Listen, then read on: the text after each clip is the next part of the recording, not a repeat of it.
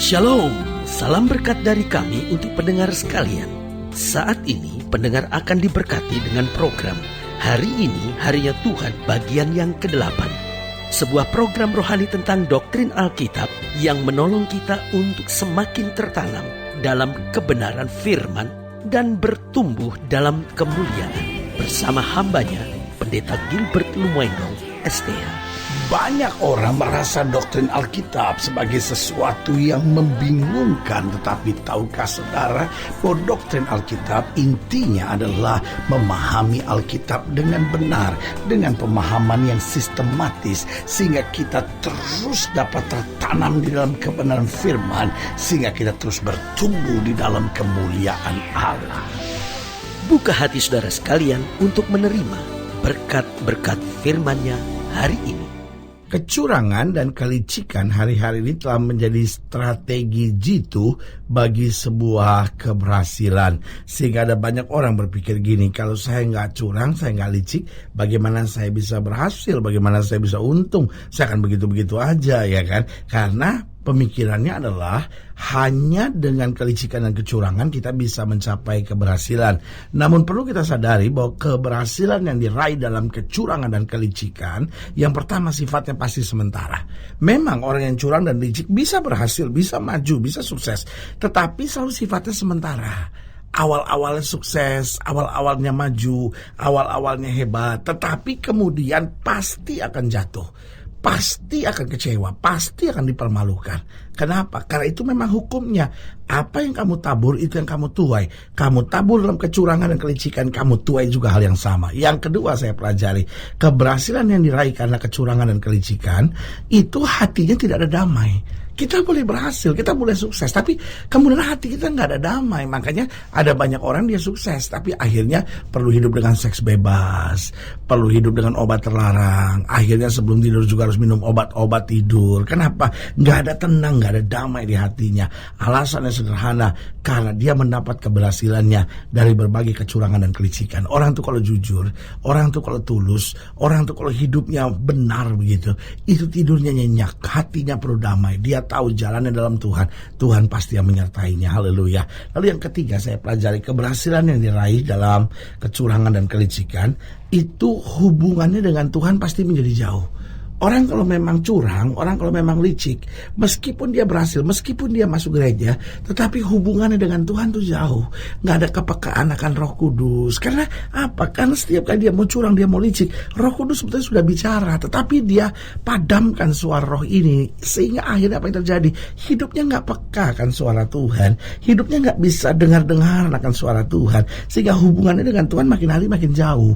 Dan yang keempat saya pelajari, keberhasilan yang diraih dalam kecurangan dan kelicikan, itu akhirnya pasti hanya kehancuran belaka. Makanya Alkitab sudah berkata, jangan iri hati melihat orang-orang curang yang berhasil. Kenapa? Karena Alkitab berkata, mereka akan seperti rumput yang dihalaukan. Jadi dari sini kembali saya mau ingatkan bagi saudara sekalian, biarlah kita berjuang dengan memikul salib dan menyangkal diri, maka keberhasilan yang kita raih adalah keberhasilan di dalam kebenaran yang merupakan kehendak Tuhan yang sempurna. Haleluya. Selamat datang dalam program kita Hari-Harinya Tuhan, sebuah program rohani yang kembali mengingatkan kepada kita betapa pentingnya kita menjadikan firman Tuhan sebagai dasar keseharian hidup kita. Karena selama kita menjadikan firman Tuhan sebagai dasar keseharian hidup kita, langkah-langkah ke depan kita penuh dengan kepastian, kemenangan, berkat, mujizat, dan perkara-perkara besar. Haleluya. Kita sedang membahas tentang mencuri hati. Ini dia kecurangan dan kelicikannya, ya kan? Menjilat, mencuri hati. Ya, ini bagian dari kecurangan dan kelicikan. Nah, kita mau sama-sama belajar dari 2 Samuel pasal 15. 2 Samuel pasal 15 ayat yang pertama sampai ayat yang ke-12. 2 Samuel 15. 2 Samuel 15 ayat pertama sampai ayat yang ke-12. Demikian firman Tuhan di bawah judul perikop, Absalom mengadakan persepakatan gelap. 2 Samuel 15 ayat pertama sampai ayat yang ke-12. Dikatakan demikian. Sesudah itu, Absalom menyediakan baginya sebuah kereta serta kuda dan 50 orang yang berlari di depannya. Maka setiap pagi berdirilah Absalom di tepi jalan yang menuju pintu gerbang. Dan setiap orang yang mempunyai perkara dan yang mau masuk menghadap raja untuk diadili perkaranya, orang itu dipanggil Absalom dan ditanyai, "Dari kota manakah engkau?"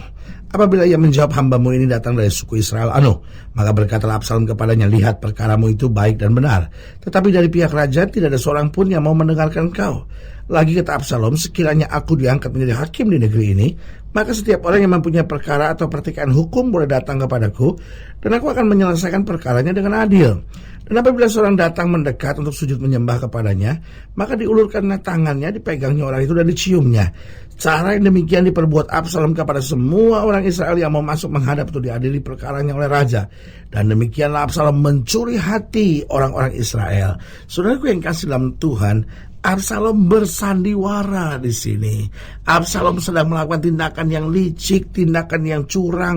Untuk apa? Untuk mencuri hati, untuk mengumpulkan massa yang pro kepadanya karena niat-niat jahat yang tersimpan di dalam hatinya. Lihat ayat yang ke-7. Sesudah lewat 4 tahun, bertanyalah Absalom kepada raja, izinkanlah aku pergi supaya di Hebron aku bayar nazarku yang telah aku ikrarkan kepada Tuhan. Sebab hambamu ini ketika masih tinggal di Gezur di Aram telah bernasar demikian, jika Tuhan sungguh-sungguh memulangkan aku ke Yerusalem, maka aku akan beribadah kepada Tuhan. Lalu berkatalah raja kepadanya, pergilah dengan selamat. Maka berkemahlah Absalom dan pergi ke Hebron. Dalam pada itu Absalom telah mengirim utusan-utusan rahasia kepada segenap suku Israel dengan pesan, segera sesudah kamu mendengar bunyi sangkakala, berserulah, Absalom sudah menjadi raja di Hebron. Beserta Absalom turut pergi 200 orang dari Yerusalem, orang-orang undangan yang turut pergi tanpa curiga dan tanpa mengetahui apapun tentang perkara itu. Ayat 12, ketika Absalom hendak mempersembahkan korban, disuruhnya datang Ahitofel orang Gilo itu, penasehat Daud dari Gilo kotanya. Demikianlah persepakatan gelap itu menjadi kuat dan makin banyaklah rakyat yang memihak Absalom. Lihat saudaraku yang kasih dalam Tuhan, Absalom mencuri hati rakyat dengan cara yang curang, dengan cara yang licik. Nah saudaraku yang kasih dalam Tuhan, kenapa Absalom bisa berbuat demikian?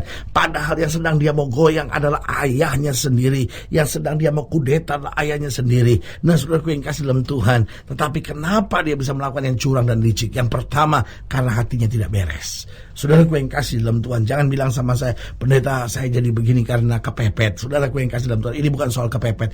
Orang kalau hatinya beres, mau kepepet bagaimanapun, langkahnya tetap tulus, langkahnya tetap benar, langkahnya tetap jujur.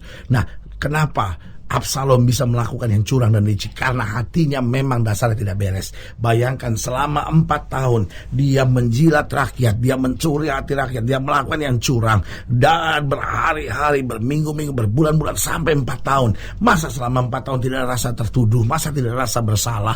Tapi saudaraku yang kasih dalam Tuhan, ini dia orang kalau hatinya sudah busuk, orang kalau hatinya sudah tidak beres, dia merancangkan yang jahat, tetap beribadah, tetap melakukan kegiatan-kegiatan agama, tetapi hatinya busuk. Sebagai hamba Allah saya mau bilang, orang-orang yang demikian harus bertobat, karena kalau tidak, kehancuran yang akan terjadi sangat menyakitkan.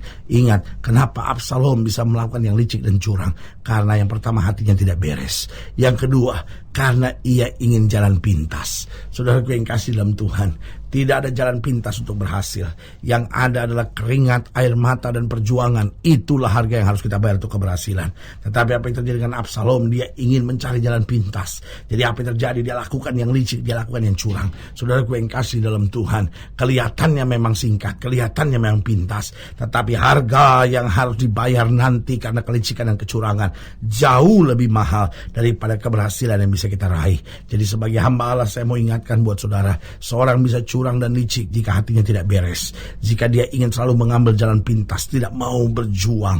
Yang ketiga, karena tidak sadar akan rencana Tuhan. Saudara, rencana Tuhan buat setiap kita itu indah, rencana Tuhan buat setiap kita itu dahsyat dan luar biasa. Waktu kita menyadari, oh ya ini rencana Tuhan buat hidup saya, lalu kita tetap pada visi itu, kita tetap pada misi itu, kita tetap pada semangat itu, saudaraku yang kasih dalam Tuhan, itu pasti yang terbaik daripada memaksakan kehendak dan akhirnya hancur binasa.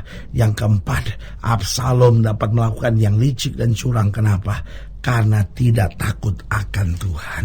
Jadi yang pertama karena hatinya tidak beres, hatinya busuk. Yang kedua karena dia selalu ingin ambil jalan pintas. Yang ketiga karena tidak sadar akan rencana-rencana Tuhan yang luar biasa dalam hidupnya. Dan yang keempat karena tidak takut akan Tuhan. Ini yang saya khawatir di akhir zaman. Banyak orang menyebut diri Kristen tapi tidak takut akan Tuhan. Saudaraku yang kekasih dalam Tuhan, sebagai hamba Allah saya mau ingatkan buat saudara, mari kita miliki hati yang takut akan Tuhan.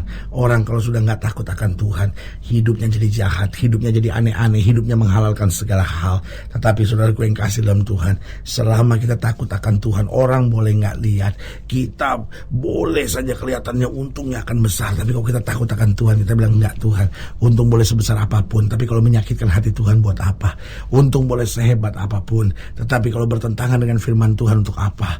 Saya boleh mendapat keberhasilan bagaimanapun, tapi kalau akhirnya saya harus kompromi dengan dosa untuk apa? Saudara, miliki hati yang takut akan Tuhan. Orang kalau takut akan Tuhan, maka tidak akan berbuat dosa. Orang kalau takut akan Tuhan, maka dia akan melakukan yang benar. Orang kalau takut akan Tuhan, dia selalu mendahulukan firman. Dan orang kalau hidup takut akan Tuhan, maka apa saja yang dikerjakannya akan diberkati oleh Tuhan.